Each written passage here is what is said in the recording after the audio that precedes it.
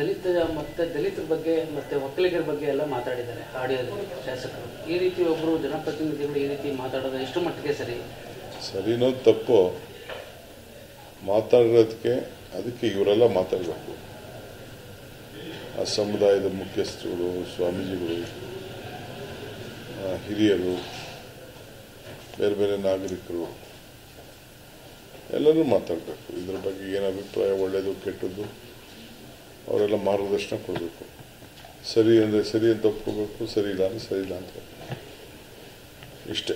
Sir, ನನ್ನ ಧ್ವನಿನೇ ಅಲ್ಲ, ಬಂಧನ ಮಾಡೋದಕ್ಕೆ ಹುನ್ನಾರ ಮಾಡ್ತಿದ್ದಾರೆ ಅನ್ನೋದು ನನಗೆ ಗೊತ್ತಿಲ್ಲ ಪಾಪ. ಎಲ್ಲ ನನಗೆ ಐ ಡೋಂಟ್ ನೋ. ನನಗೇನು ಗೊತ್ತಿದೆ? ನೀವು ಪೇಪರ್ಲಿ ಏನು ಬರೆದಿದ್ದೀರಿ, ಟಿ ವಿಲಿ ಏನು ತೋರಿಸಿದ್ರೆ ಅಷ್ಟು ಗೊತ್ತು ನನಗೆ.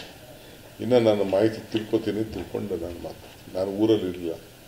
ಈಗೇನೋ ಪಾಪ ನೀವು ಬಂದು ಮಧ್ಯರಾತ್ರಿ 4 ಗಂಟೆಗೆ 3:15 ಗಂಟೆಗೆ ಕಾಯ್ಕೊಂಡಿದ್ದೀನಿ ನಾನು ಭೇಟಿ ಮಾಡೋಕ್ಕೆ. ಈ ಬೆಳಗ್ಗೆ ಕ್ಯಾಬಿನೆಟ್ ಇದೆ, ಗುಲ್ಬರ್ಗಾಗೆ ಹೋಗ್ಬೇಕು 7 ಗಂಟೆಗೆ. ನಾನು ನಿಮ್ಗೆ ಗೌರವ ಕೊಡಬೇಕು ಅಂತ ಮಾತಾಡ್ತೀನಿ.